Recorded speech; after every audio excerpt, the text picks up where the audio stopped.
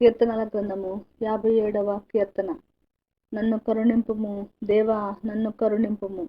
నేను నీ శరణుజొచ్చి ఉన్నాను. ఈ ఆపదలు తొలగిపోవు వరకు నీ రెక్కల నీడను శరణుజొచ్చి ఉన్నాను. మహోన్నతుడైన దేవునికి, నా కార్యము సఫలము చేయు దేవునికి నేను మొరపెట్టుచున్నాను. ఆయన ఆకాశము నుండి ఆజ్ఞ ఇచ్చి నన్ను రక్షించును. నన్ను మృంగగోరు వారు దూషణలు పలుకున్నప్పుడు దేవుడు తన కృపా సత్యములను పంపును. నా ప్రాణము సింహముల మధ్యనున్నది, కోపోద్రేకుల మధ్యను నేను పండుకొనుచున్నాను. వారి దంతములు శూలములు, అవి అంబులు. వారి నాలుక వాడిగల కత్తి. దేవా, ఆకాశము కంటే అత్యున్నతుడుగా నిన్ను కనపరుచుకొనుము. నీ ప్రభావము సర్వభూమి మీద కనబడనిమ్ము.